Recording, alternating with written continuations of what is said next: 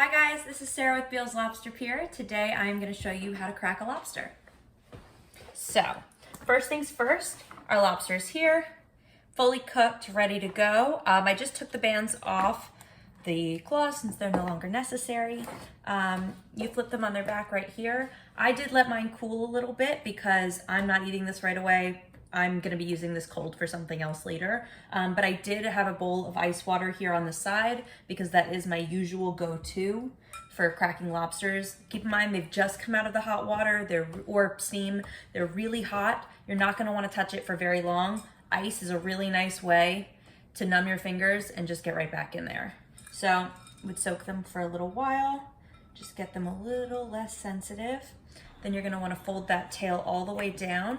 Take the tip of your knife, go right where the tail meets the rest of the body, dig that point in and crack it all the way down. If it's getting a little stuck, just throw a little bit of that body weight in and slice all the way down. Then you can flip that lobster over. We're gonna do the claws. So these are hard shells.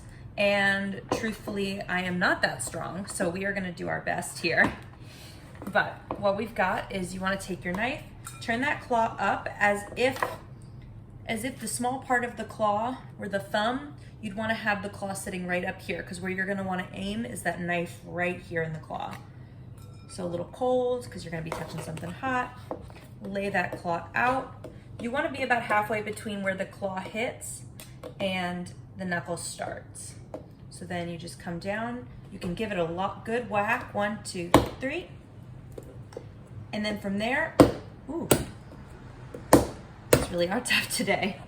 What you're gonna wanna do is you're gonna wanna move that knife in a slight twist. So if you can get that knife really lodged in there, you give it a good wrist flick, it's gonna snap the rest of that claw right open.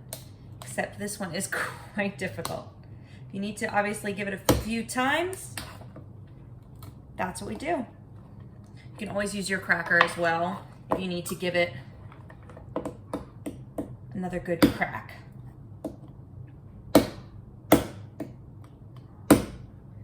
There we go. And then what you're gonna wanna do is flip the guy back over. Where each of those knuckles hits, or rather joints, you're gonna wanna take the tip of your knife again. Right where the line is going across, you're gonna wanna hit right in there on the line. So you'll see right here, knife down, split, and knife down, next line down, split.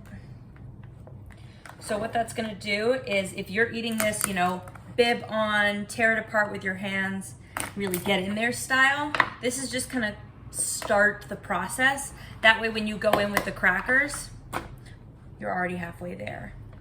And that is how you crack a lobster.